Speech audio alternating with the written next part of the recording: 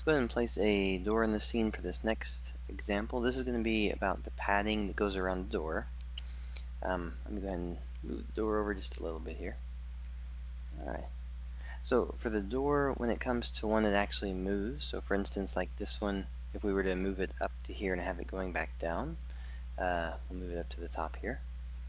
And we'll place a key in the scene. Now, the one piece that we haven't looked at is the padding. Padding is going to be basically saying if something is in its way, can it move or does it stop? Eventually we'll have more features and options for other properties and behaviors of it, but for right now it's checking for a single element. With this one, I'm going to place it here. That way when we go out of here, we'll go ahead and just go here so you can see it happening.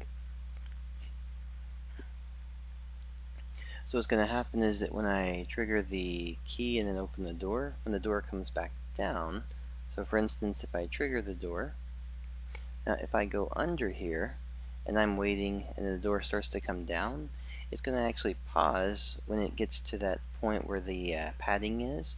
That way the door doesn't come down on the player. When I move out of the way, the door continues going down. So that kind of a setup.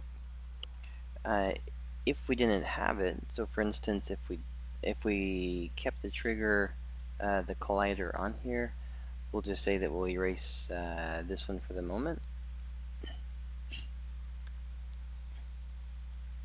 And this is one of the parts where it just comes to on the design side, you just have to make sure that you're designing it intentionally. If I was going in here and I stay under, well, the door is still going to come down. It doesn't know I'm here, so it's going to push me, and then the colliders potentially will react to each other, and it'll either throw the player out to the side or it may trap the player inside of it. So it's one of those things where you just want to be aware of all the smaller parts and pieces to it. The other thing is that if you don't want the door to get based on distance, maybe you want to get it a little bit closer to the player. If you're in this mode and you notice how it's snapping, you may want to, you can snap it so it's right here, but maybe you want to have it where it's like right on the edge. If you do that, you just want to be sure that your snapping options inside of your grid, you can do snap to grid and you can turn it off. If you turn it off, when you go back into the door state, you can actually do a smoother movement and just move it anywhere you want with it. So we could say we want to move it right about here for the door.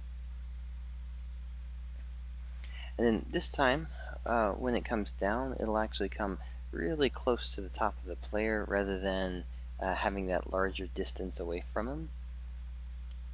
So if I was moving the player in and through, maybe the door just started closing, but you want to have the door where it's aware of you. So it gets right to there, so it looks like we just need to make sure that it's a little bit closer to the bottom. But you can work that over until you get the polish to where you want the height to be based on the player and everything. So that's going to be the door padding on it. Last part with the door padding, if we go to the properties here, we'll go down to the door padding option. And for the door padding, notice that there's going to be an enabled check for player, check for target, and any tile. The check move direction only and on block reverse. This one doesn't work right now. Eventually we'll have it so that it comes down and you can say move it back to where it was going. The options here, but don't expect it to actually do anything just yet. But those are going to be there so that, for instance, I'll give you a quick one here. Actually, how about we call it finished on this? I'll do an example of the check for types next video.